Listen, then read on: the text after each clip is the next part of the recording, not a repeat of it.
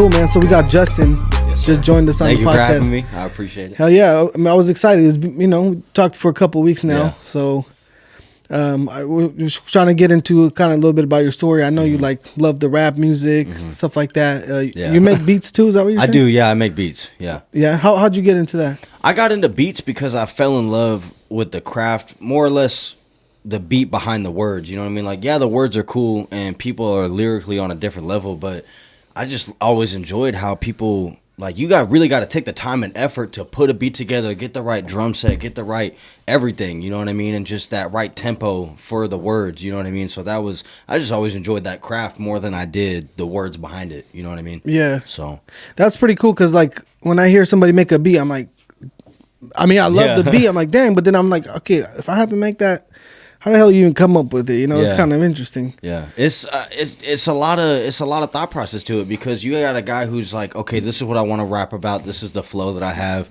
and you really got to go solely based off that. You know what I mean? And there's so many different types of rappers. You know, there's people that want to go fast, slow, in between. There's people that. You know, there's guys that want to do like sad rap, so you got to put like a piano in there, like a really sad guitar. That's hella like, funny. Like sometimes it's crazy, you know. But yeah, that's funny. Like sad rap, like you. I mean, you get those people too, but me, like, I'm mostly like, I don't know, I'm more like a Bay Area kind of rap guy, and then recently I've been into like, I like Boosie style. Yeah. I've recently started tapping into like Little Baby and them, like that style, but mostly back in the day I used to like Mike Jones and all those, you know, like, but so. When's like the first time like you remember like getting into rap, like listening, like, damn, I like this, I'm gonna start making beats? Like, how'd that come about? So I never really listened to rap before. I was really heavy into like old school music, like Frank Sinatra, Dean Martin. I loved Rick James. Rick James was my dog. Like, I love that dude. But is that like jazz or? It's like, I mean, I don't know. It's just that 80s like soul, like, you know what I mean? Just like that. It's got that like funk behind it. You know what I mean? But I got into rap because I grew up in Roseville my whole life, like pretty much most of my life, and but after my mom passed away, like, I was so angry at the world that when I would go to school in Roseville, a lot of the dudes that like got expelled from like schools in like South Sac, North Highland, stuff like that, they'd transfer up to Roseville, and that was like the group that I clicked with because they were like, oh, like, you're funny, like, you're because I was like always fat, so people were always like, oh, you're hecka funny, like, they're like, you're the fat funny kid, you know what I mean? So I just clicked with those types of people, you know, that were into that type of music, you know. So on the weekends we'd go out to certain places, you know, Sacramento area, stuff like that, and that was like the culture that I kind of fell into. So I never got into rap until I hit like middle school when I started hanging out with those types of people. You know what I mean? So just people that were so into rap and just kind of influenced me, like, you know what I mean? So it was like, yeah, like, this is the music that we listen to. So, you know, like, get on it. Like, and, you know, and then that's when I started falling in love with just the way it flew and just how everything flowed and came together. So you mentioned like what you weren't really into it until like your mom passed away and because you were angry and whatnot. Like, what about rap made you feel like, how do you correlate the anger with the rap? Like, how did that make those you feel? dudes, I felt like they had the same kind of stories I did, like lost their parents at a young age, you know. And when I started hanging out with those people that would take me to those areas of Sacramento and stuff like that, you know, all I saw was violence and gangs and drugs and pimps and stuff like that. So for me, seeing it when I would listen to the music, I'm like, oh yeah, this is our life. This is how, this is who I am. But on the inside, it really wasn't me, you know. But you put on that front, you know what I mean? Because that's what you think, you know what I mean? So that's how rap, you know, like these dudes rapping about, oh, I went, rolled up on this dude, beat up this dude, sold this type of drug, you know. That music was like, oh yeah, because that's what we were doing on the weekends, you know what I mean? Those were the types of people that I correlated myself with, you know what I mean? So I thought that was my reality, you know, for a long time. But it took me years and years to figure out that that's not the type of person I'm supposed to be, you know what I mean? And that's mostly for you, right? Like, you kind of clicked up with this group of people. You're like, okay, cool. You start to see these things, and then all of a sudden you're like, man, I kind of like this. Like, I hear what I'm kind of looking at. Yeah, you fall in love with what you hear. You know, you like the money, the girls that are around you. You know, the clothing. It's like, you know, like growing up. Before, you know, we had everything, a house, a pool, everything. After my mom passed, we went to apartment complexes, duplexes, you know what I mean? So I always wanted like the gold necklace and the money in my pocket and the brand new shoes, you know what I mean? So that's what I fell in love with. And I was like, the music influenced me. Like, if you want that type of stuff, these are the activities you got to participate in. You know what I mean? So that's how that kind of correlated into my life. So is this kind of like, because if you really, what you're telling me, it's kind of like what people would describe 6ix9ine as. I don't know if you follow with him or if you know his story. I knew a little bit about his story. But he was kind of like that. He was cool, you know, and he was into like, from what I know, he was doing the camera and all this and that. He started hanging around people because they were shooting videos. He's like, man, I could do this. I could probably be better. So he got into that and started hanging around people, started kind of incorporating that culture into his lifestyle. Yeah. So that's kind of how he got started from what I understand. And I don't know, like, how his life was growing up, but up from, you know, from like teenage years on, that's kind of like what they say. Yeah. Well, for me, it was like, you know, I like I said, I got into it because, you know, I wanted to make music. I was like, oh, these dudes are rapping. And I didn't really fall in love with the activities that we were doing. I fell in love with the stuff behind it, like the music that we got to listen to. And while they were out doing what they were doing, I was like, oh man, I'm trying to make music. Like, I'm gonna be like the white Dr. Dre. Like, I could really like, you know what I mean? And I had all these dreams, but I was that type of person. Like, if I say I want it right now. You know what I mean? And so that didn't have patience for it. Yeah, I didn't have patience for nothing. I was like, I'm gonna make this music. I'm gonna produce a beat. I'm gonna, you know, all this stuff, this, that, and the third. And so it was just, you know, that's what I was really trying to focus on, you know. And I was using GarageBand on my phone to try to like make little beats and stuff and like sell them for like $5. You know what I mean? Like, hey, take this beat, $5. You know what I mean? And so that's how I got started. But it just, I got so discouraged that it wasn't happening as big as all these other dudes. You know what I mean? So I stopped doing it. And it took me a long time to I recently tapped back into it a little bit, but you know, it took a long time to really get that encouragement up to be patient and stick my time with it. You know what I mean? So. I see. Yeah, because you know what, like you said something about like the music you listened to before. Isn't that somewhat like what churned into rap over time? Because a little bit, from what I understand, like a little bit about the history of rap. Like, you know, like what is the history of the rap, you know, music, and how did it develop over time to be what it is today? You know, so I don't know how much you know about that or how you. Well, I grew up in an environment where a lot of dudes really idolized people like Ice Cube, Eazy-E, stuff like that. And that was like, I think the earliest I got introduced to rap was music like NWA, you know, Nas and all that kind of stuff. Because it was like, that was like, I grew up like thinking that like older dudes were like my friends, you know what I mean? Like, I always enjoyed hanging out with older people. So they introduced me to that kind of music. And then it just slowly incorporated more and more into my life. But then I started hanging out with people my own age, and they're listening to like Playboy Cardi and like, you know what I mean, stuff like that. And it's just like, that's, to me, I'm like, that's not so rap. So you didn't like really like, okay, because it started to switch up because like the older generation listens to different things. Like I mean, I grew up in like when I was growing up in high school, let's say, because I feel like a lot of people start to pick up like their trends and how they're gonna build their little persona. I feel like it's mostly in high school. Like you start to be around people, you want to kind of fit in somewhere. Yeah, you want to fit in. Yeah. Right. So you pick it up. Like when I was growing up, it was all Mac Dre, you know, things like that. Bay Area, Too Short, and I mean, I'm not sure. Like I you know, if we want to talk about is rap good or is it bad? Should you listen? Should you not? Yeah. It's questionable. Yeah, it is questionable because you also like, I listen to a lot of dudes like MC8. You know, MC8 was like, for me, I was like, that's who I'm trying to be like, you know what I mean? But when you listen to the words, it's just like, man, like, I'm a young kid being influenced by a dude who's talking about shooting, killing, drugs, women, all that kind of stuff. And it's just like, when you think about it, it's like, that music can really influence your way of thinking, you know what I mean? This is a real B&H you kind of customer. just, you know, that's like, that's, you know, you want to start doing stuff like that because, like you said, you want to fit in. So I start listening to music like that and, you know, trying to follow what the dudes behind me are doing, you know what I mean? But in reality, you really got to check yourself and kind of be like, is that who I'm supposed to be? Like, I got a house in Roseville. I got a dad. I got a brother. You know, they're not doing that kind of stuff, so why am I doing it? But it's all because, you know, when you're angry and you have all these emotions, you let that music kind of influence your thought process. You know what I mean?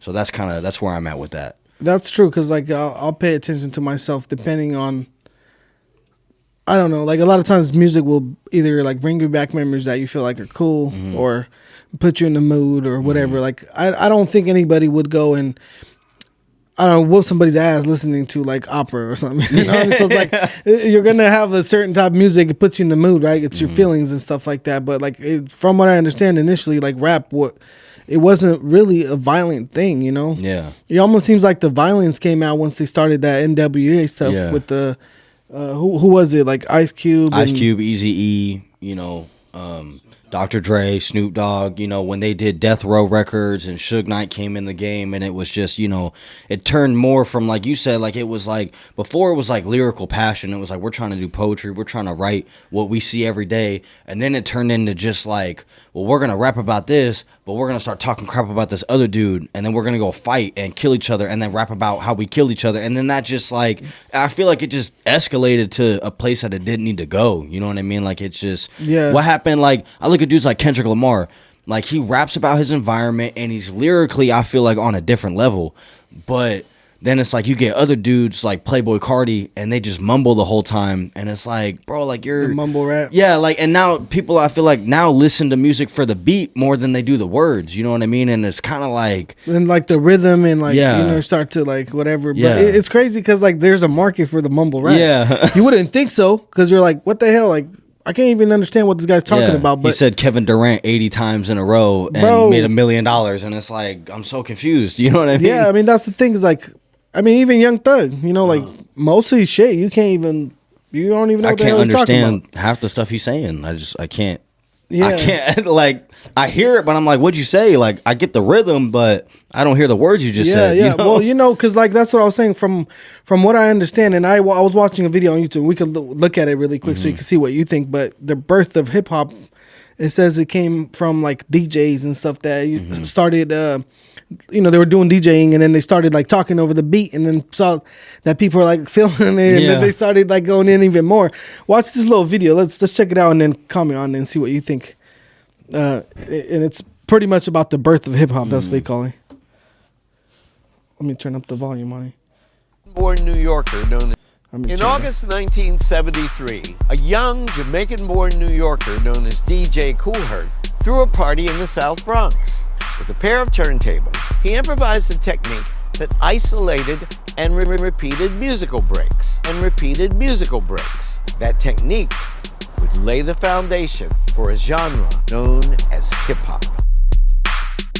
Hip-hop music emerged from house parties in the Bronx and spread. Hey, that looks like it was cracking right there. You see that? Yeah. Imagine being over there. That looks like it was going crazy. It was popping. He got the fan outside and everything. Look at that. Like wildfire between friends and neighbors at block parties. The new sound was electrifying. In the schoolyard during recess, someone would have a boombox. And then someone would start rhyming. You didn't have recorded versions of hip-hop at that time. Within a few years, it had become an underground cultural movement, and its distribution was homemade. You couldn't purchase albums or records, and you couldn't hear hip-hop on the radio. The only way that you could participate in the culture musically was through these cassette tapes, which would circulate all throughout the city. That's long gone now. As its influence deepened and broadened, the music spread from the underground onto the radio. In 1979, a group from suburban New Jersey look at that. released Rapper's Delight, one of the first hip-hop records. Yeah, it's a guess right here. Yeah.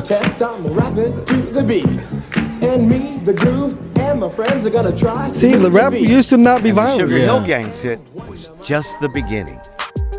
As hip-hop evolved, it became a passion shared by millions of young Americans who used it to articulate their identity and their politics, creating a vibrant, multicultural community across the country.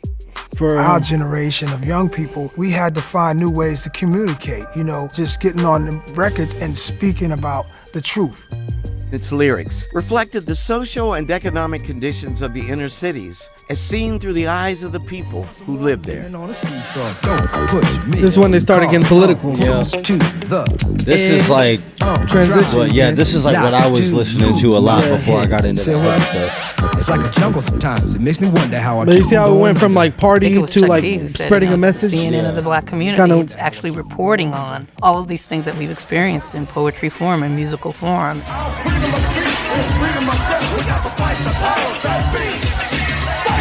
Flavor Flav, bro. For real, when the hell that? Rocking that clock.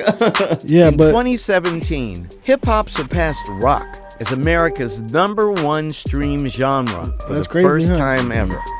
you wouldn't think that Decades because after its birth, it like what? There's only like 13% African American in the country, right? Because that's their music, right? Yeah. But then like you get such a higher number of like a mixed population. Yeah. Even NWA was inducted in the Rock and Roll Hall of Fame, and it's like those two genres don't even correlate with each other. Well, I guess I'm thinking because if it surpassed rock, you would think. I think like most white people like rock, from what I know, unless they like country, right? I don't know. We'll look at some stats because I got some stats on this one. I haven't checked them out yet. We'll check them out together. But Hip-hop has grown from its underground origins in the Bronx to become one of the most popular genres of music throughout the world. all right, so that was over, but it was, I mean, kind of interesting. And then I didn't mean to generalize all the white people saying they listen to country music and and the rock and roll, right? But I mean, what do you think most white people like? Man, or majority, I guess you could say. I feel like, I don't know, man. I guess it just kind of depends on where you come from. I think majority, if I could categorize white people in a group, probably like 80s rock or like country music. You know, a lot of that, like, you know, like you think so? Like Florida Georgia line is like their jam, and it's just like, bro, that's hella funny. You can't put a rap beat over a country song. I feel like that just disrespects like the game in general. Like you just can't do that. Hilarious. All right, let me see here. So I got this thing right here where it shows statistics on like what people listen to. Let me see where it's at. Is this it? Was it down here or more? Or where is it? Oh, maybe this is the table right here. It shows about like public opinion on the music. All right, so let's see.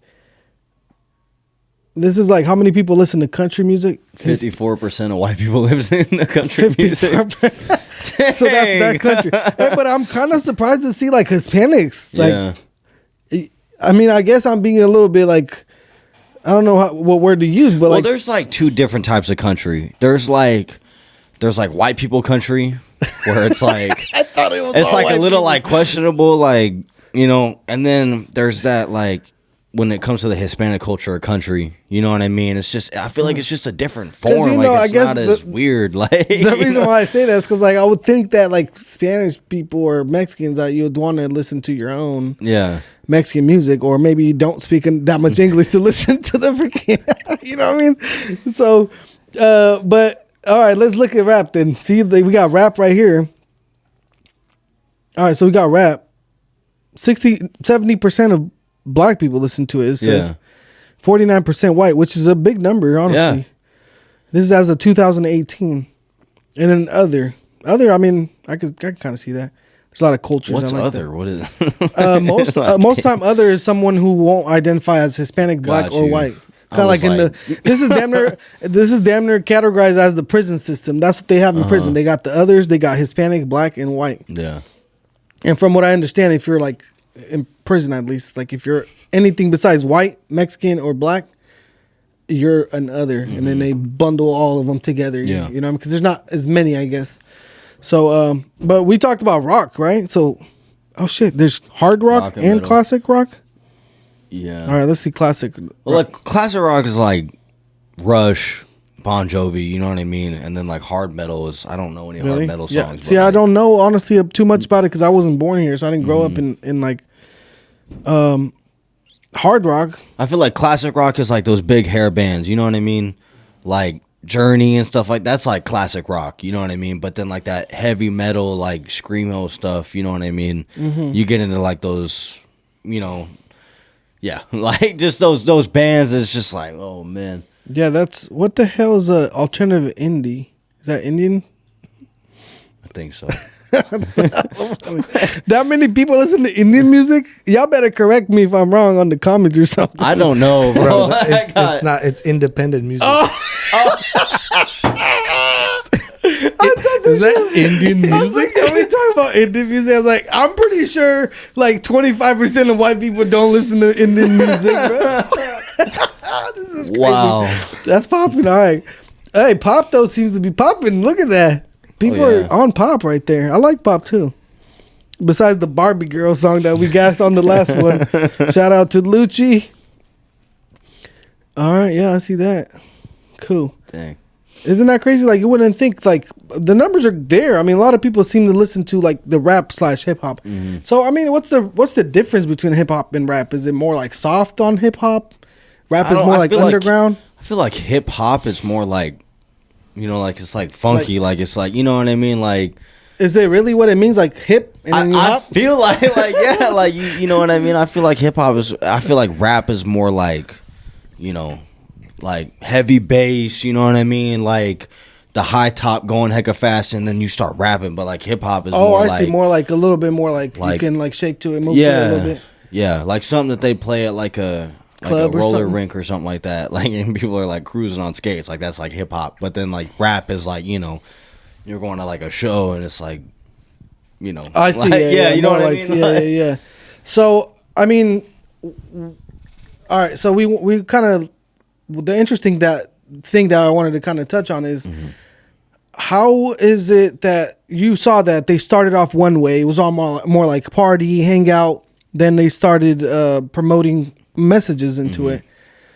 It started getting political and this and that. At what point, like, it sounds like it started getting violent when they talked about and the NWA thing, you know?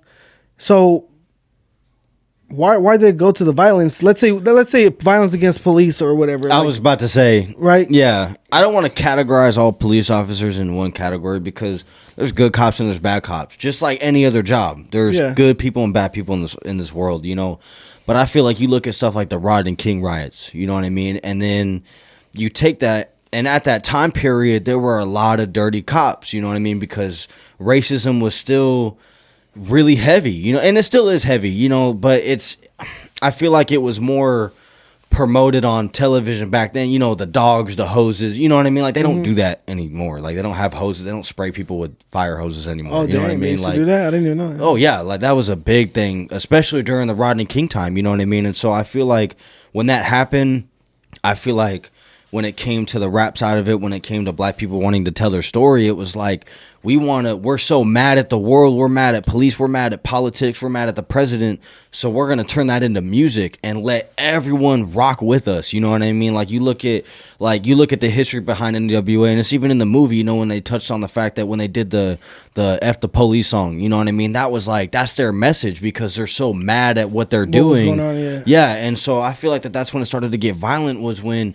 they're like, our people are hurting, you know what I mean? Because at that time period, it was just people were getting beat up left and right. And does that still happen now? I'm sure, you know, it's not as televised as it was, but it still happens. But now it's just our society went from them trying to talk about, you know, the violence that they were around and the brutality of it. Now rap has more turned into drugs, alcohol, sex, and all that, you know what I mean? So it's kind of like, there's the shift difference, but before I feel like it just got violent because they wanted to share their story and didn't know how else to do it except through music, because in the studio they're safe. No one can come in the studio and rush them and arrest them, but when they're on the street, that happens all the time. So I feel like that's why they did what they did. But then after that, it turned into like violence against each other. That mostly what the messages that they were spreading, it seems like. Yeah, I don't understand most music, right? Because even nowadays, like, or the music I grew up with, it was about whooping this fool's ass, taking his shit, robbing him, like all of that. It was like, okay, cool. Like,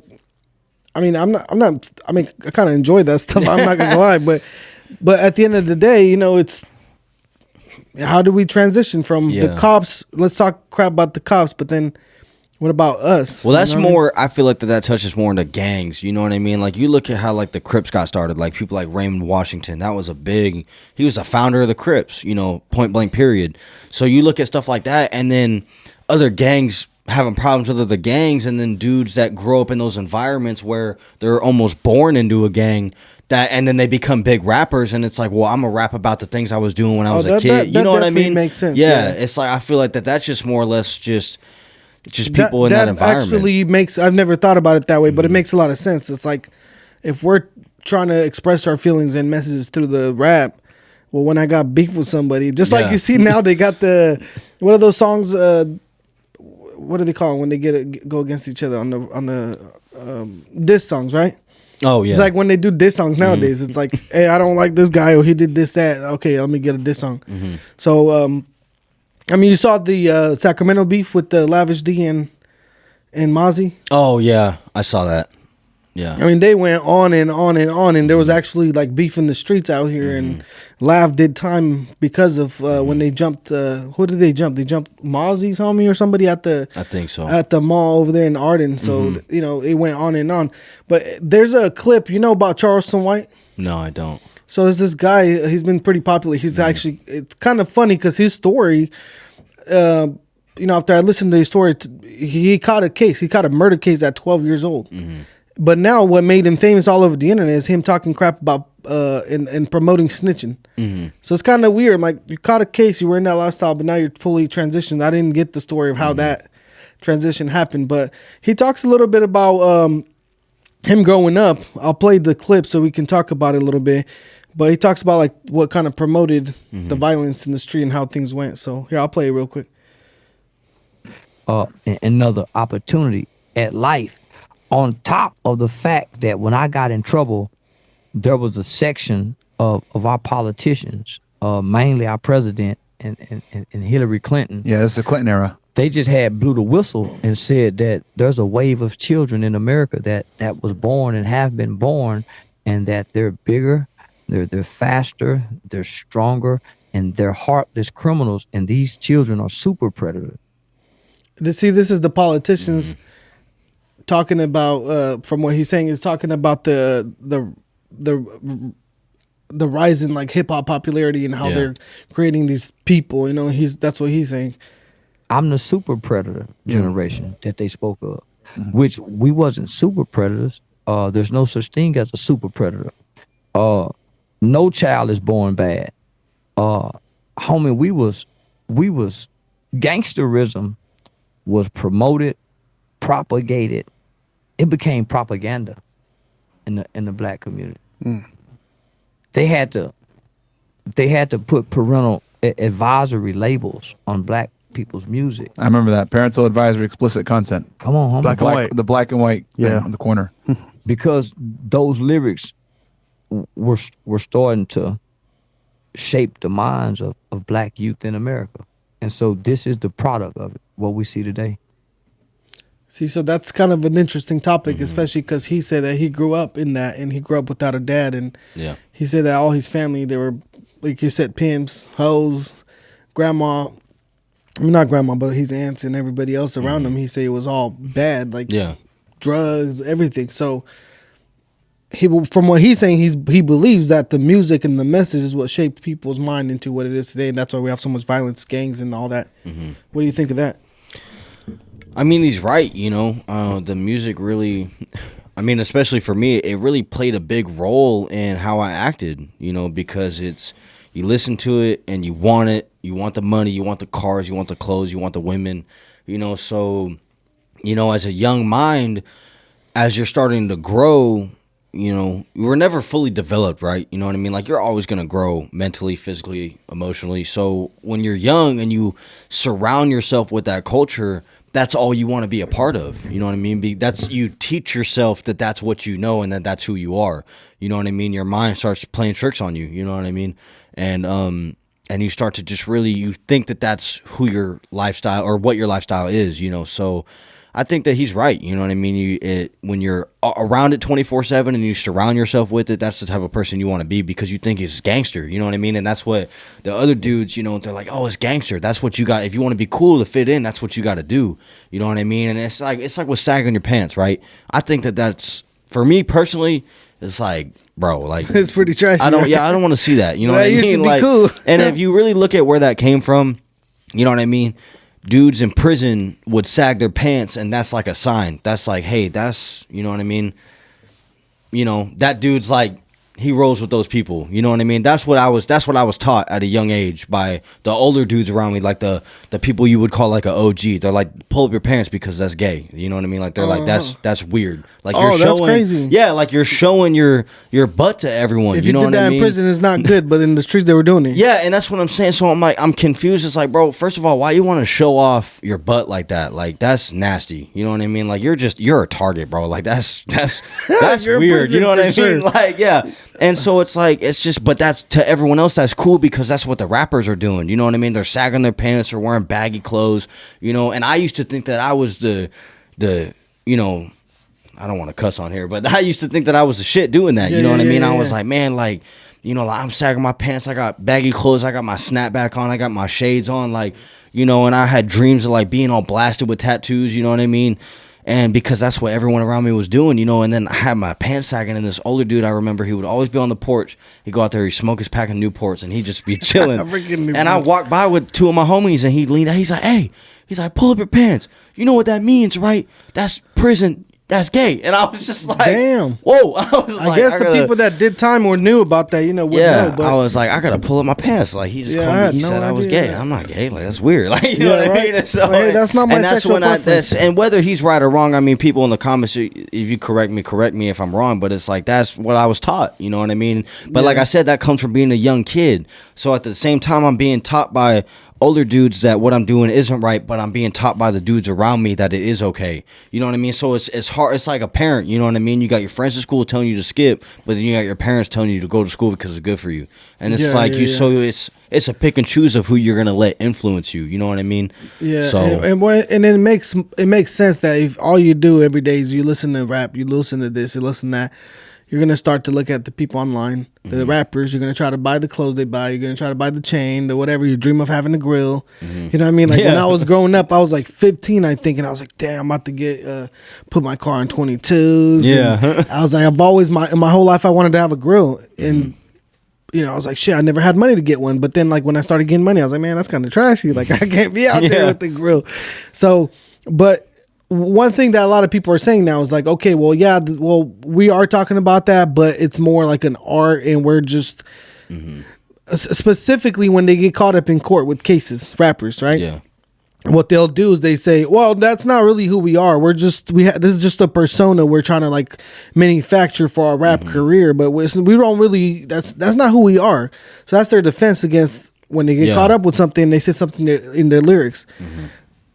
Now, does that mean that the rappers are fake now, or? I think it's like, if you're gonna stand on something, stand on it. 10 toes down, 100%. Like if you're gonna say that that's you, it's you. You know, walks like a duck, talks like a duck, must be a duck. You know what I mean? So it's like, and I was watching this interview, and they were talking about it, and he was like, Drake and Meek Mill did a song called Rico, and none of them ever went down for racketeering, right? So I used to think that rap was real, and 6ix9ine said this in an interview, and this is like the one thing that 6ix9ine has ever said where I'm like, that's true. You know what I mean? I used to think that rap was real, and so when, like you said, like when I see these dudes go to court and they're like, oh, we're just playing, it's like, well, how are you gonna say that you did it and then be like, oh, we were just kidding? Like, you know, you're talking about stuff that's serious. You're talking about killing people. You're talking about doing drugs. You're talking about women, and some of the stuff, like especially with the women, and this is where I feel bad for a lot of women, because it's like they're talking about really like degrading these women, and they're proud of it, and it's like, bro, like, and then you talk about, oh, if someone messes with my daughter, like how you think the father of that girl feels that she's getting ran through by all these rappers? Like, come on, bro, like, you know what I mean? Like, have some self-respect. You know what I mean? Well, so, this is a very contradicting thing, I feel like, in our society right now. As we speak, because we all seen the rise and fall, or I don't know if it's fall, of Andrew Tate. Yeah, they said he's misogynistic. He's talks bad about women. Cancel him. All that. He, you know, now he's claiming that Matrix got him. Whatever, right? But, bro, I don't feel like there's anything more misogynistic than rap. Yeah, it's all about bitches. The bitch did this, the hoe did this, like, there's really no... She's a hoe because she slept with you, but you get to go dab up your friends after and be like, yeah, I messed with this many girls, and it's like, you're the same thing, you're just a dude version of it. You know what I mean? So... Right, I mean, I know it's a double standard when it comes to that for men and women, but I'm just saying, like, if they canceled Tate because he's misogynistic, that means we should probably cancel rap. Yeah. Most rap, you would... Right? Like, what's the difference? I mean... Because most songs talk about women badly, or we're talking about drugs, or we're promoting this, that, and then they say, well, it's fake. We're just doing it for entertainment purposes. But the people that listen, they started manufacturing that mindset. Yeah, if you notice, like, same thing with like Mozzie, right? For example, you know, you look at all like the cases and all the Oak Park Bloods and stuff like that, right? When you look at those violent things, like, and you look at like on the news, right? When you see it on the news, it's like these are kids out here killing people. It's not like it's another, like sometimes, yeah, it's a grown man killing another grown man, but if you really look at like who got arrested, like who did the crime, who's doing the time, like these are young men, like young, like all the way from 15 to 21 years old. I'm 21, you know what I mean? Kids my age, like I'm a kid, you know, and so it's like when you see these kids out here like killing these people, it's like that's what rap is almost doing, you know what I mean? Because they're like you said, they're saying, "Oh, we're just doing it for entertainment," but these kids are out here like, they're not. This is our life. Like this is what we do. Hell yeah. Like, you know, and when I used to hang out in Sacramento, sometimes like when we drive down, you know, on the weekends, you know, I see kids like 15, 16, and they got guns in their pocket, and it's like, how'd you know, you almost want to be like, bro, like where'd you get that from? But that's their life, you know what I mean? Because that's what they listen to. So it's like I mean, everybody's listening to it. They're like, okay, I gotta get a gun, and then I gotta be cool, and then I might even take it to school, and you know all that stuff. Like I got a homie who literally took his mom's gun and went to school with it. Yeah, and I mean, I don't remember that did that too a long time ago. I don't remember why he did it, but he was like, I mean, he probably wanted to be cool at school. I think it was like, I don't know, 6th, 7th grade. I don't even know how much, you know. Yeah. So you know, took the mom's gun because like, man, I gotta, you know, what I mean, I'm not saying that. You know, everybody's like that, but there's people out there in the streets that, like you said, young kids. I mean, my brother had a gun too when he was like 15. Yeah. So it's like, where the hell did he? I don't know. Where'd he get that, bro? Yeah. So it's kind of interesting, but again, they use the lyrics, right? They talk about the crime. Some people actually do the crime. There's rappers that are really about it, you know? Oh, yeah. I mean, even with the Rico case with Young Thug, if you really think about it, they've done all that stuff because they've investigated them for so long that they really were about it. And Young Thug would be the last one I would think that was about that. Yeah. From the way he looks, you know what I mean? He wore skirts and did his nails. Yeah. And then he whips out a gun on you. Isn't that hilarious? So it's like, man. And then again, now, an issue that they're running into is the same exact thing. Like we talked about, it's like they're doing these things, and now they're getting caught up in court, and they're trying to say, well, you said it in the song, you said this, that, and they're like, oh no, that's not me. That wasn't me. Yeah. So now I don't know if you guys seen what Jay-Z's trying to do, or either he did or tried to do, is trying to figure a way to pass some kind of law to exclude or prohibit the prosecution to use their lyrics in court. If the rappers get caught up. Yeah. You know, because I saw a TED Talk earlier. I was actually watching it today, and then there was this lady who said that there's a kid on the campus who got caught up by the police on campus because they found a note that had a bunch of threats on it. Like they considered it threats. So they got a warrant because they thought he was like a terrorist. They went to his house, found a bunch of notebooks with rap, and in that rap there was like how he's gonna whoop somebody's ass and all this stuff. It was all rap though, you know. So they found a gun, you know, at his house, and then they ended up giving him 5 years because the prosecution was able to use that against him. Use all that against him, and people started like, oh shit, look at what he wrote. Premeditated violence. Yeah. Yeah. So I don't know. I mean, because nowadays though we have white rappers too. Oh yeah. A lot of them. So how do we talk about that now, right? Yeah. I think it's, you know, like you look at like the Crips, for example, about 45% of their gang is white boys. And really? Oh yeah. That's interesting. Yeah. If you really look at the statistics on how many dudes are in Crips that are white, it's a high number. And you know, you think about it, it's like then you get white rappers, but they're doing the same thing that the people beside them are doing. The only difference is their skin color. You know what I mean? Like you get guys like, dude, you go down to South Sac, like, you know, you take a cruise down Stockton Boulevard, I'm sure that you'll see a couple white dudes out there banging and throwing it up because that's what they're used to. You know what I mean? Like that's their environment. So, but what sucks about it is I feel like, you know, a lot of people look at it and they're like, well, that dude's white, he doesn't understand. And it's like, it has nothing to do with what I look like. It has everything to do with where I'm from and who I roll with. You know what I mean? And even like you go to Roseville, you know what I mean? There's kids in Roseville that they gangbang and stuff like that because it's not about, Roseville is a predominantly rich area, you know, $500,000 plus homes, you know, nice schools. But it's who the kids are hanging out with outside of that. You know what I mean? And so that's I mean, at the end of the day, I don't know. I couldn't really find anything that's clear on it on this stuff. But at the end of the day, if you really think about it, your skin color won't really determine what's inside of you, what your mindset is about. You know what I mean, and how you live. Because like you said, there's now, you know that rapper. His name's I think his name's Stupid Young. That's what his name is. Yeah. He be gassing. You know. Yeah. He did a song with Blueface and all that. Yeah. And I mean, you wouldn't imagine. You know. Yeah. Asian Crips, and that's a big thing. That's a big thing in Los Angeles, you know. That is huge. Yeah, I wish I could find a little bit about more about that, but you know, I'm not really coming up with nothing. But it's not about that. Like for me, I'm not black, I'm not white, and I like the rap. You know, I don't like the rap. I like rap music. You know what I mean? Yeah. So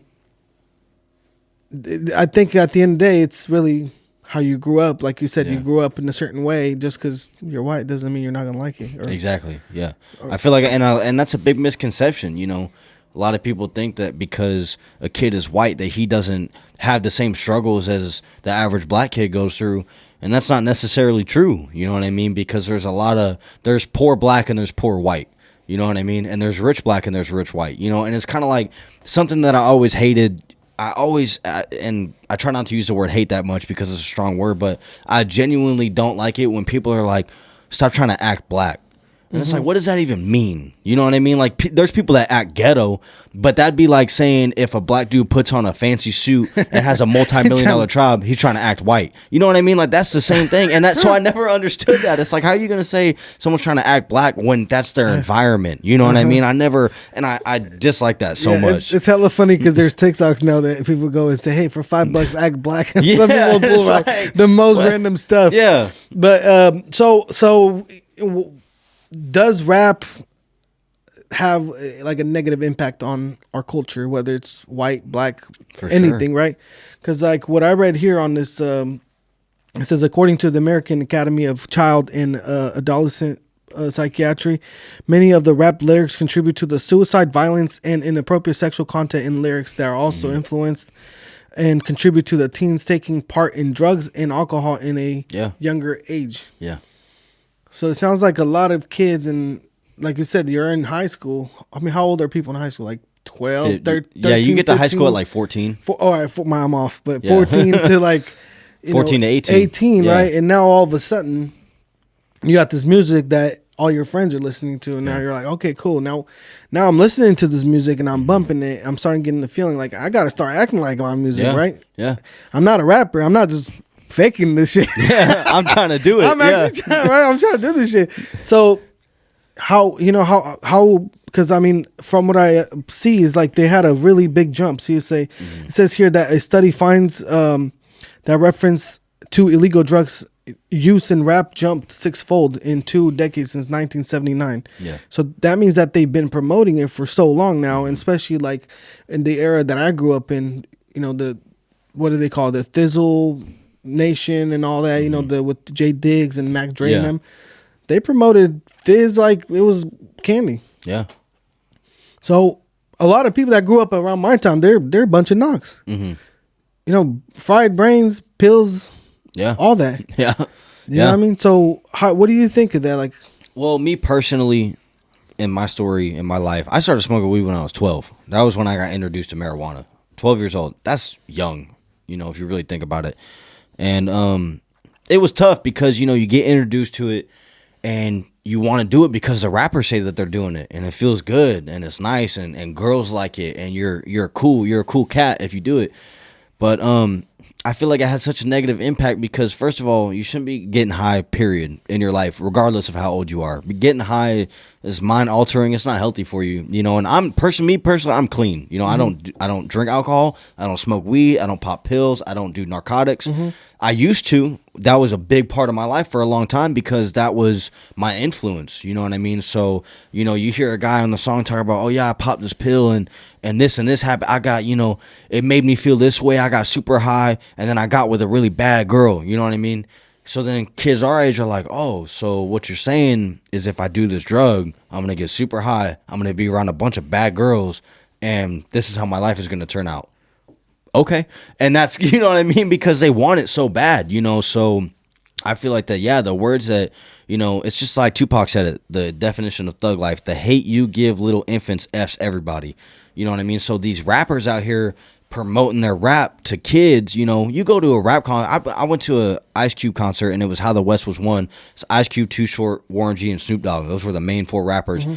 Probably 50% of the people at that concert were under the age of 18, and they're all there smoking weed, you know, getting messed up. And it's weird because you go there to like be an adult and have like adult time, but if you look at kids, if you look at the crowd, no one there is really growing up. They're stuck in their youth. You know what I mean? So it's like, that's a big part of it, you know? So that's, you know, it influenced me a lot because I want to smoke weed. I want to be cool like Snoop Dogg. I don't want to be, you know, I want to be like Warren G up crip walking and, you know, cause that's a life, you know what I mean? And growing up around a bunch of dudes who claim crip, you know what I mean? It's just like those are the people that, you know, you want to hang out with because that's, you know, the walk and the talk, you know? You think that if rap was restricted to like a certain like age group, or like a certain like let's say if you're under 18 you can't listen to rap or something like that, you think things would be different?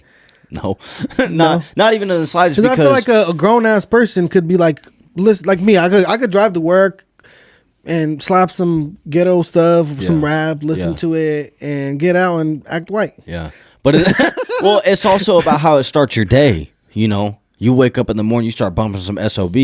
It's not about like doing drugs and stuff. It's about how does that attitude make you? Because then you start to slip up throughout the day. You know what I mean? And I'm sure everyone's done this before. You know, I'm on my way to church. I'm slapping some rap music. And then I get in there and I'm like, yeah, I'm cool. And then they start talking about God and I'm like, oh, shoot. Like, I really got to turn this down. You know what I mean? That's like, kind of weird for me because, like, growing up, my parents we all grew up Christian, right? So then rap wasn't part of that, right? And now there's Christian rap. But for me, every time I associate rap, I think about cussing or, you know, little violent little lyrics. And it makes me, every time I listen to music, I like to put little remixes of my own on it, like, you know, kind of try to rap over it. And then if I listen to Christian rap, I'm probably going to say something bad on Christian music, which is going to make me feel bad. So, like, how do you think, what do you feel about Christian rap? Well, it's funny you say that because, first of all, that's the music that I make. So, because I make beats, like I told you, and then I tried to rap. I don't really have the voice for it. You know, it kind of comes out a little weird. But that's the music that I strictly only have Christian rap on my phone. Like, you could look through my whole phone right now, put it on the camera. You will only see Christian music in there. Because when I listen to regular rap, I get negative. I'm like, because then I want to fight someone. You know what I mean? Because then I'm like, I listen to like King Von, and I'm like, oh yeah, I want to go. I'm just angry. You know what I mean? And so it's for some whatever reason. But then I listen to Christian rap, I'm like, cool, you know, it still got the beat that I like, it still has the tempo that I like, but the message is positive. You know what I mean? So if my kids are gonna listen to rap, it's gonna be Christian rap, you know. But back to what you said about, you know, the age restriction, as sad as it is to say, it's just like adult websites, you know, like porn sites, you know.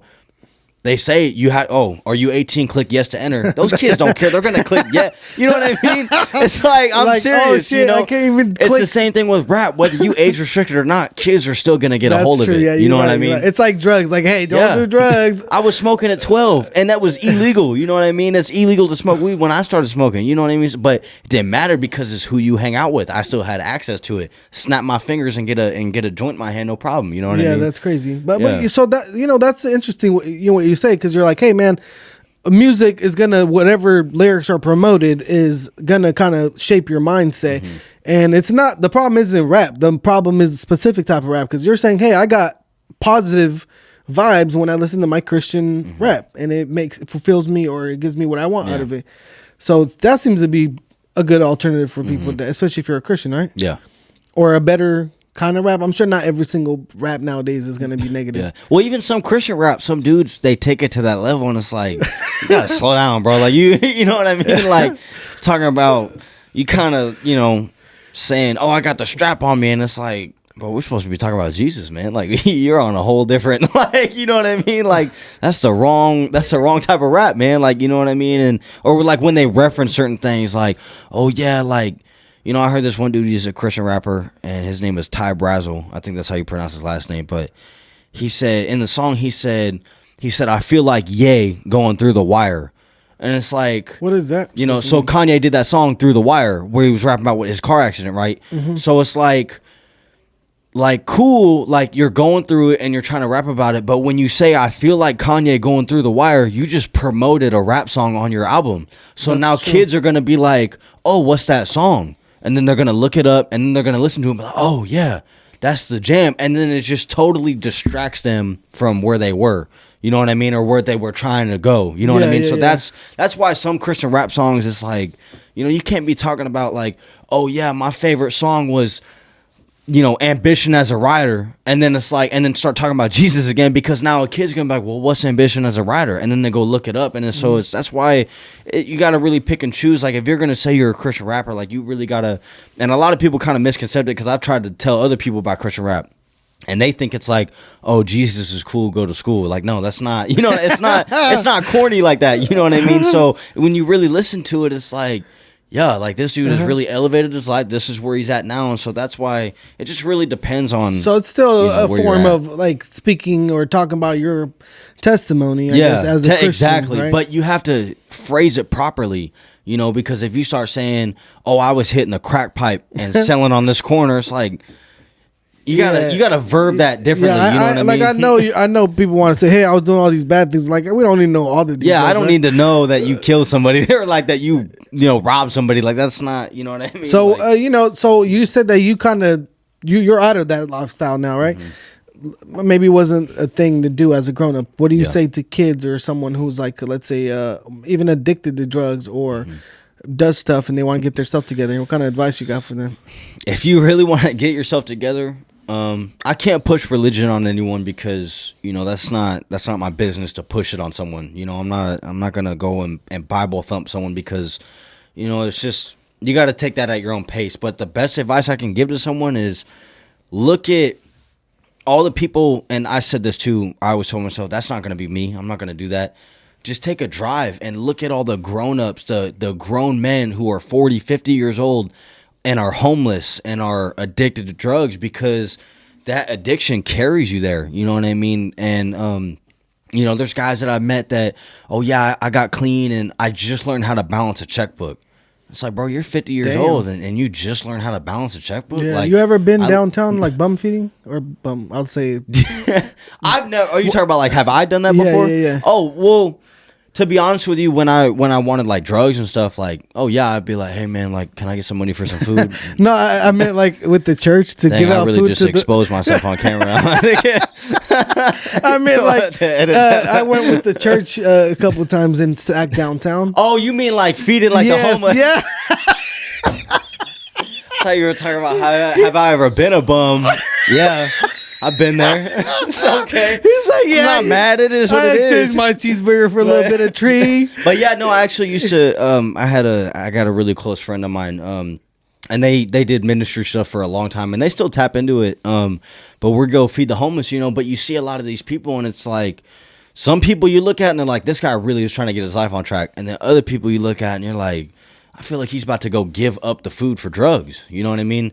That's the truth. You know what I mean? And whether someone thinks that, if someone gets mad at me for saying that, they get mad, but that's the truth. That's, if you go to downtown Sacramento, that's what happens. You know, people will get something as like a gift and be like, hey bro, like this is all I got. Can I get it for like a little $5 bag, whatever. Yeah. And so for kids, the best example I can give them is look at where that's going to get you, you know, because I said it wasn't going to be me. You know, my mom, my real mom, you know, she passed away, but she was 15 years clean before she died. You know, she went through NA, the whole program. You know, and I always told myself, well, that's what her addiction was. I'm not going to do that. I'm not going to step into that because I saw what that did to her. You know what I mean? But long story short, that's who I became for a long time. You know, and it took me years to figure it out. But the best advice I can give someone is be like, look, bro, like this stuff is killing people. You know, like you look at like fentanyl, right? Mm-hmm. Fentanyl is endangering the streets, you know, and that stuff is laced. And so where did that come from? When I was out, you know, younger, I didn't ever hear about it. It just came out of nowhere because someone, for me personally, what I've seen, it came from fake Percocet. That's like what I, you know, according to, if you like look it up, like, yeah, in the 80s, like some doctors would use it for like major surgeries, but I can't even describe how small those doses were that they were doing. But now it's everywhere. And if you look it up and you look into it, 2 milligrams is lethal, right? Wow. Yeah. Sounds a little sounds like a small amount. That's a quick sniffle. That's a, you know what I mean? That's like you're trying to clear your nose out. Sniff that right away. Yeah. But if you look into it, it's like there's people lacing it in coke, weed. That's what I'm hearing, yeah. And that's why it's so scary for kids now, because it's like, bro, you want to go out and you want to smoke weed and you want to be cool. What happens if someone puts that in there? And that's the message I can give to kids is it's not about where you might go in life. It's not about how addicted you might be or how long you might be addicted for. It's about, bro, like if you smoke that, that'll kill you, you know? Right, because I heard that the drug dealers and whatever, or drug lords even like down in the South, they're starting to use that to cut coke and all kinds of stuff. And they don't tell half the people that they sell it to. Well, why am I going to tell you? Yeah, exactly. Like, shit, I'm going to send it to America. Who knows what crackhead's going to sniff it? And you're like, I don't care about that guy. Yeah. You know what I mean? But the funny thing that's interesting that I heard that right now, it's, like a big trend in Mexico is that the cartel's getting all the money. And they have so much money and they don't know what to do with it. They can't put it into banks. So they're starting to buy businesses, and it sounds like like a big portion of the avocado business is ran or owned by cartel. Yeah. Can you believe that? That's crazy. Isn't that crazy? I didn't know that was the thing. That's yeah, wild. bro. Yeah, and then also another thing I heard about how they were having trouble was it Colorado that legalized weed? Yeah. Yeah, they were having trouble trying to get the money put into banks because the banks wouldn't accept it because it's drug money. Drug money. Yeah. So I heard of I don't know if it was a company or somebody who would grab the money, take it up to Canada, turn it into Bitcoin. Yeah. And then from there on, they could do whatever they want with it. So that was a form of like money laundering. Yeah, because people sell that stuff on the black market, and it's worth millions and millions of dollars. Like that stuff is really blown up in the electronic economy. You know what I mean? But you look at like the black market, and that stuff is like people are trading Bitcoin for everything, because Bitcoin, I think it's like, I don't know how much the dollar value is to Bitcoin, but there's guys, like I said, they're making millions of dollars off a little bit of Bitcoin, but what they're selling is what's crazy. You know what I mean? And so they're exchanging for whatever, and they can't trace it. That's what's so scary about it. You know what I mean? But that's why it's so successful, because it's not, no one can do anything about it. You know? Well, and especially like with Canada, it seems like supposedly that was like one of the more strict states or whatever. Like you see California, you get drugs or whatever, you'll go to jail for it. But now they just legalized all kinds of weed, not weed, but like drugs. I know you guys seen that. No, I haven't seen anything. So they on that, legalized. So Canada legalized coke, meth, any kind of hardcore drug you can do, as long as you don't have more than 2.5 grams, you can rock with. That's why they're so nice. They get everything. They have everything they want. Yeah, bro, like, but we don't got to complain about nothing. But what's that gonna do? I mean, nobody's gonna start smoking crack because they legalize it, right? But I don't know. I wonder what the effect of that's gonna be and what it's gonna look like. Because I don't know if you'll have more people doing way more of it. Yeah. Is it gonna be more like? Is it going to be easier for like drug dealers? Because now I could just leave my stash at the house. Yeah. Go with my 2.5. Worry about nothing. Yeah, I'll go with my 2.5 grams and like here you go, and I'm legally doing it at that point. Yeah. It's kind of like the weed. You know how in Sac County, this is like almost 10 years ago, they had all these dispensaries for cannabis, and actually like back in the day I used to work at one, and they didn't say, hey, it's $35 an eighth. It was you get an eighth with the $35 donation. Yeah. So they weren't charging you for the weed. You were just making a donation. Yeah. It's like they're working their way around it. Right. And from what I understand is that even the weed shops back then, they were getting fined like federally. I don't know if it's true or not, but I thought it was like $1,000 a day fine just to have the shop open. Yeah. Well, it's like you look at places like New Zealand, weed's illegal in New Zealand, but dispensaries are legal to buy from, which is weird, but they can't be caught getting it into the dispensary. It's like this weird. I was watching that. You ever heard of Nelk Boys? Yeah. They were talking about that on their guys. podcast. Yeah. And they were like how in New Zealand, they're like weed is illegal, but it's not illegal to buy it out of a dispensary. But the dispensary can't get caught bringing the weed in or else they get fined for it. And it's like their laws are so backwards, and I don't understand it. I'm so confused as to how that's I don't possible. know. I'm almost like, personally, my own opinion, man, like I feel like let it be legal. It's not worse than alcohol as far as I could tell. But it's still mind altering. Like think about it, right? You go smoke a joint and you get in the car and drive. It's just as dangerous as drinking. Yeah. No, I'm not saying smoke and drive. We used to say back in the day, don't drink and drive, smoke and fly. But no, don't do that either. Yeah. What I'm saying is like, I don't know. It's just so popular nowadays, and it's such a petty thing. There's people in jail and prisons for a little bit of weed. I think weed is, first of all, in my opinion, and you're probably going to get a lot of backlash for this, so I apologize in advance. But people that say that weed isn't a gateway, they say that weed's not addicting, and they say that weed isn't harming, are absolutely have extra chromosomes. Like, just the most dumb people I've ever met in my life. So weed, first of all, is a gateway, because me personally, with my previous experience when it came to narcotics, you smoke a bunch of weed and it just doesn't do anything for you anymore. So then you find yourself smoking like 5-6 joints back to back to even get that feeling that you used to have. You're always chasing that first high. You know what I mean? So then you start trying other things like sprinkling coke on it, whatever you want to do. Yeah. And before you know it, you're like, wow, I'm really taking drastic measures just to get high. So first of all, it's a gateway for sure. And second of all, people are like, oh, you can't get addicted to weed. You can't get weed, okay, but you're addicted to the THC inside of it. You're addicted to the feeling, because people that say, oh, I'm not addicted, okay, go a week without it. And let's see how your mood changes. Let's see how you act, walk, and talk. You know what I mean? Well, the interesting thing is, too, like, because I used to smoke weed back in the day, too. Mm-hmm. And we used to smoke it all the time to where you wake up and you don't feel normal unless you smoke exactly. it. And then once you feel like it's not a part of if it's not a part of your day, you feel weird. Like you said, you feel out of place. Once you started smoking, you're like, okay, now I'm back. Like, now I'm normal. So now if I was to smoke something, I'd be like, God damn, this is not good. Like, yeah.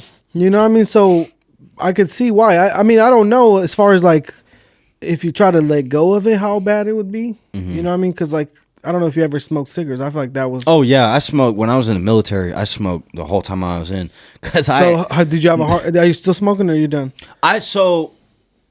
With smoking cigarettes, sometimes like if it's like a late night, you know, and I'm kind of like, I've had the same pack of Newports for like a month. You know what I mean? Because that's so how it's little, like just not. You're not really at that point. You can't say. Yeah, I'm not really smoking. But when I was in the military, one thing that they do in the military, they're like, smoke them if you got them. So everyone's taking breaks, and then you're out, and you're like, dang, I still got to work. Like, I want to go take a break, too. Yeah. And I walked up. This was so funny. I'll never forget this. I walked up to this dude. I was like, can I get a cigarette? And he gave me a Camel Crush. And my Sergeant Turner, walked up to me, and he was like, what are you smoking? I was like, it's a Camel. He's like, get that shit out of here. No. And he smacked it, and he gave me a Newport 100.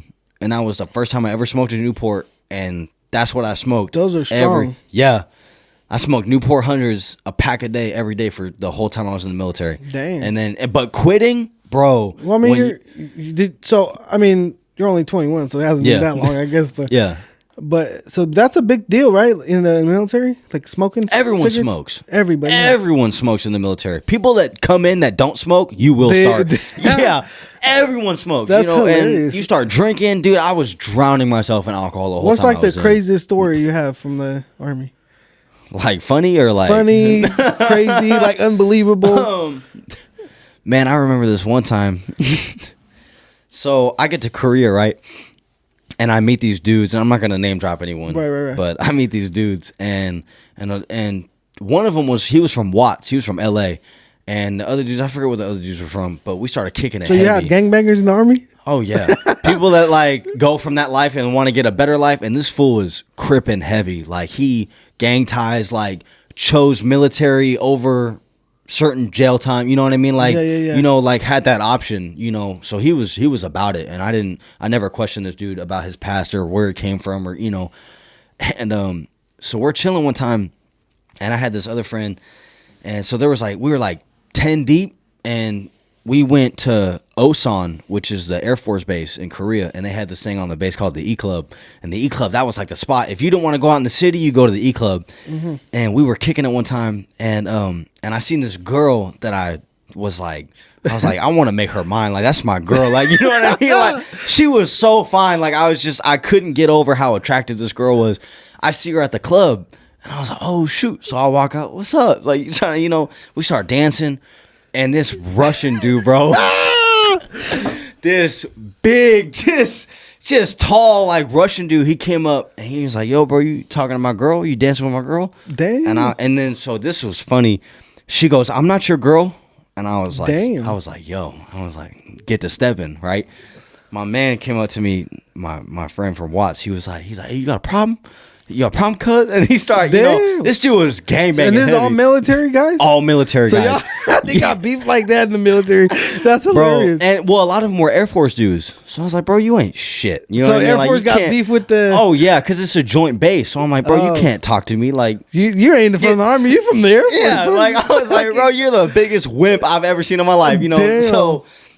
we get in. I start arguing with this dude because he gets in my face, and I was like, "You're not gonna disrespect me like that." And I had to put on because I went back to thinking about I used to hang out in Sac. I'm from Sac, like the hood came Sac out town. of him. Yeah, I was like, so I got my homies, bro. You don't know where I'm from. Like, I'll call someone right now and get rolled up on. Like, you know what I mean? Like, they pull up from Sac I was now. like, bro, like, for real, like, I'll have them fly out here first class. You know what I mean? And I was really like, the hood came out of me, and dude, it was so funny. So this fool gets in my face, and this other dude stepped behind me, but I didn't notice him.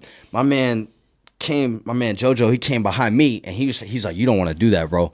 And then my man Stevie, he grabbed the Hennessy bottle. Bro, damn! It went from 0 to 100 in like 2 seconds. This fool, he shoved me. I shoved him back. The Hennessy bottle came out of nowhere. Bing! Just laid this dude out, and we just started stomping each other out. And then that's when SF got called. That's security forces for the Air Force, and they roll up. So I was MP. So we just had a pistol. That's all we had. So they're all fighting with guns on them? Bro, these fools rolled up. They got M4s, the pistol, flashlights. They're flashbangs on their thing. Like, they're ready to go. So what they do to you? They didn't. We just ran. We took off. Everyone, because it gets so crowded, and then everyone starts fighting in the club. Damn, so the whole army and the whole club just pops off, and everyone's fighting each other. Damn. All over what happened between me and this Russian dude. And I hope you're watching this right now, bro, because if I see you, bro, like, I'm gonna fight you. Like, I don't care. I'm gonna whoop your ass again. Like, but we gonna have to hit the Air Force base. It was crazy, bro, and this was all in Korea. And so who took the girl home? She got mad at me. She got so mad at me for fighting this dude. She was like, man, blah.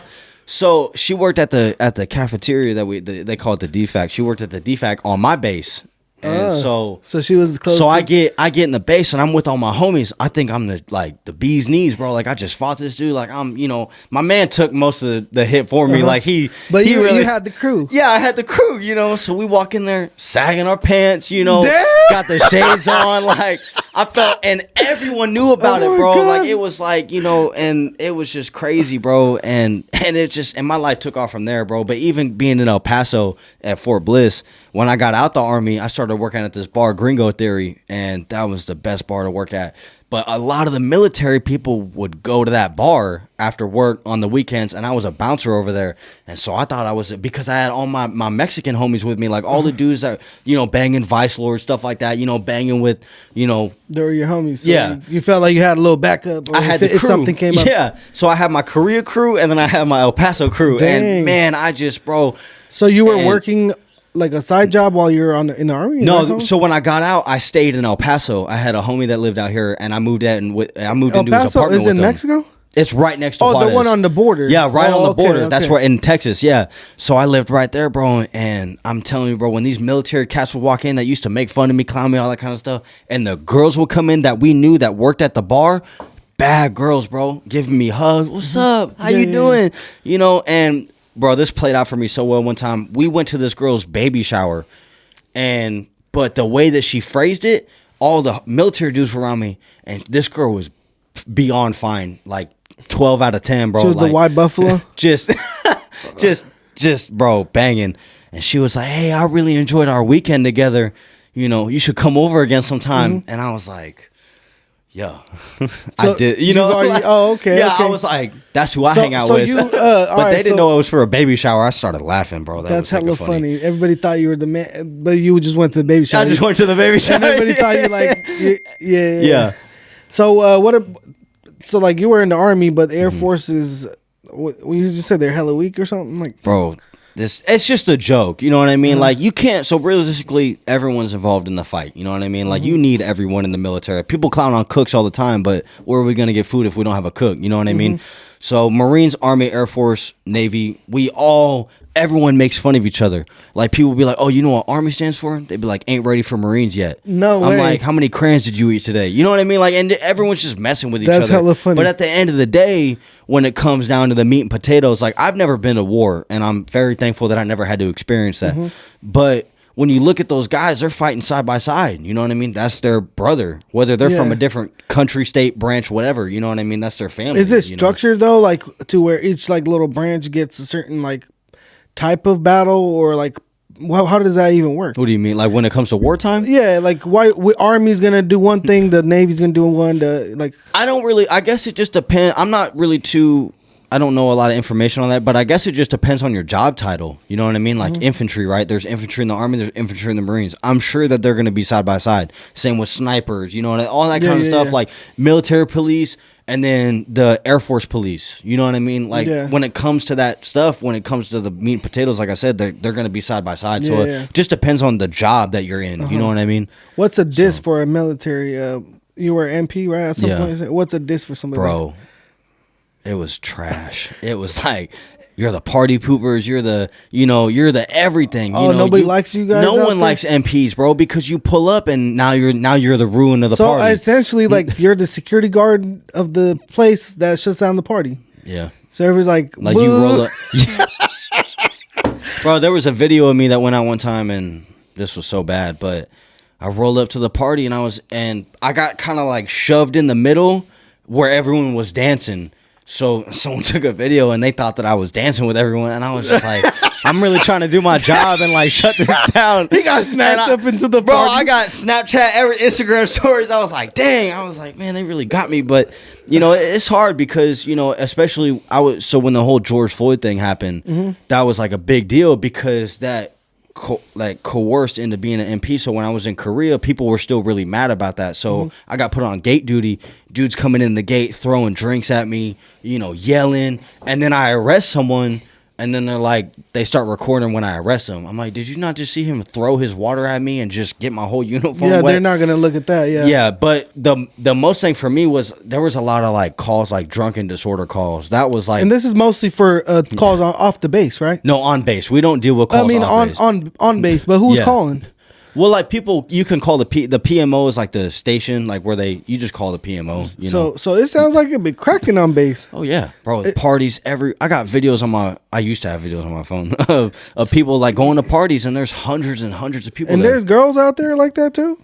It's not a bunch of guys, right? Bro, they say when we got to Korea, there was a lot of the dudes that were about to leave that were telling us, they're like, bro, no one here is married in Korea. Like, because adultery is illegal in the military. But they're like, bro, you go on a deployment for 9 months, 10 months, 12 months, a year and a half. Like, so how much % of people that are deployed are, okay, you said there's a given rule, nobody's married in the Army or whatever, like right? when you're on a deployment, like there's so many people that cheat on their wives and husbands. Everybody, back home. It's sad. It's really depressing. Yeah, so girls be hella naive thinking that they got somebody who's out there and like not really doing nothing. Because I mean, what the hell you gonna do? Yeah, I mean, they used to have a nickname for certain girls. They call them barracks bunnies because they bounce around from like room to room. No way. Sleeping with oh yeah, bro. So if you're a military girl, you might bounce around a little bit. Some of them, yeah, not all of them, but there's a lot of. But it's same thing with guys. There's how many dudes be cheating on their wives, and it's like, bro, you got kids at home, bro. Like, and you're out here sleeping with another girl, but it's not my business. You know what I mean? Right. But it's crazy to think of that. Yeah. Because I mean, you're talking about how parties be cracking. You steady have to break up parties and this and that. It's like everybody's alcohol's involved. Something's gonna happen. Oh yeah, yeah, bro. I had one time, bro. One of my friends, he got thrown up on, and that was gross.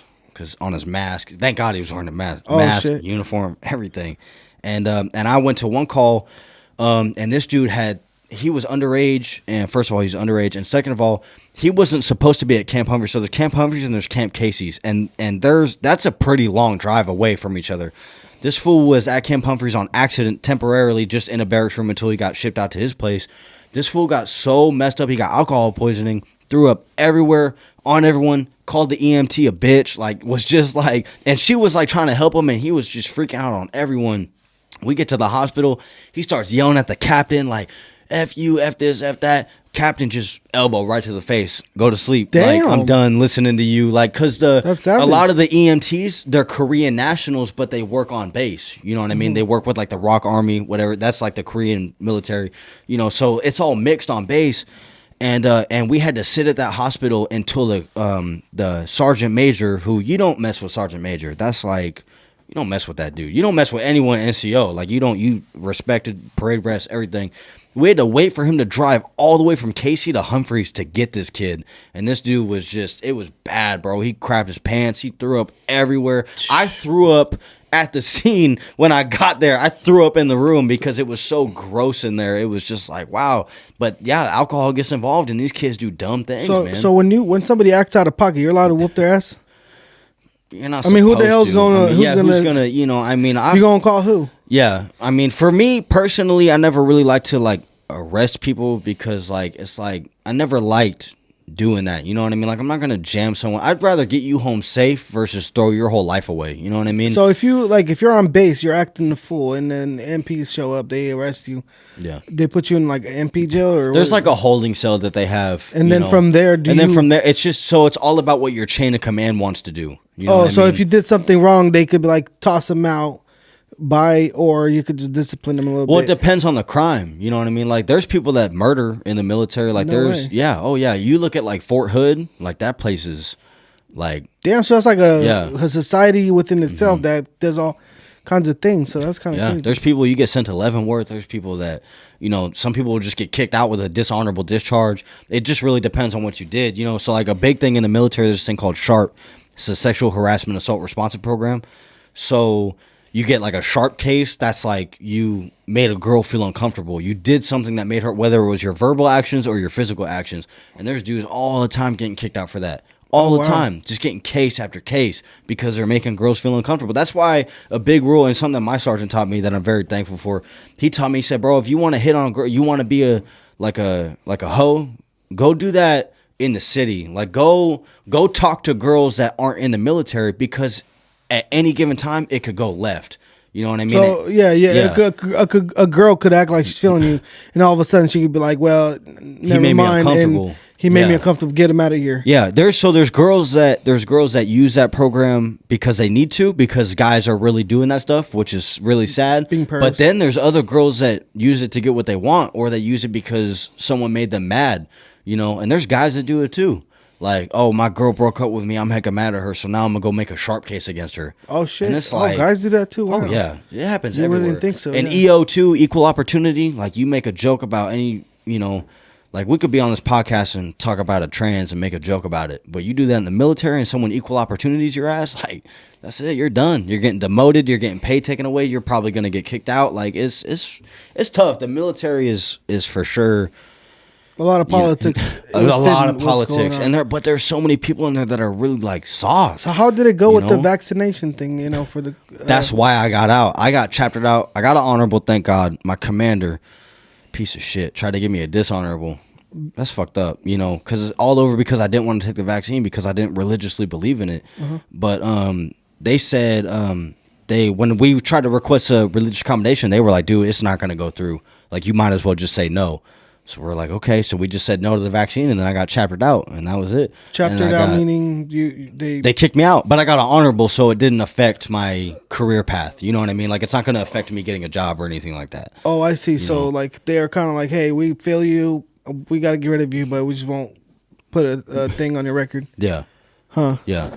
But it sucks, There's a lot of kids that really suffered from that, because they lost their jobs, they lost their money, and when I said no, they put me that's called flagging you.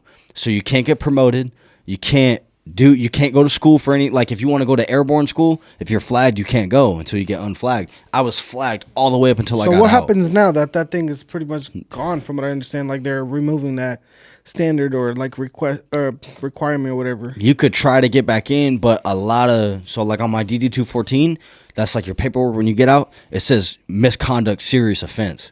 And that's like, those are for guys that like assaulted a lieutenant, sexually assaulted someone, did like a serious crime. That's what that category says. So you not taking the vax is a serious offense that it will go against you if you want. I tried to get back in for the longest time, and it just wouldn't work out. It was just one stump after the next because of that. That's because really of that happened. Vaccine, which is bullshit, bro. Like straight bullshit. Like my commander really fucked me over, and I hate that bitch to death. I really do. Like that girl has no use like at all. Like for real. Like my whole chain of command was just, I only had a couple sergeants in there that were really had my back, and they know who they are.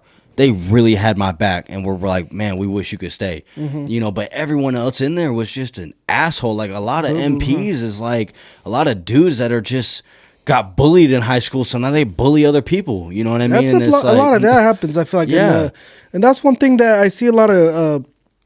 I feel like the cops that are bad and do that, they're probably people like that never really have control of what's going on in their own life. So now they come up and try to like bully other people and try to control them because they can't really control everything else in their life. So they're like, now I got my badge on, I'm gonna make sure you do what I say. Exactly. And it's like, and another thing too, you know, there was a situation that happened with me in the military.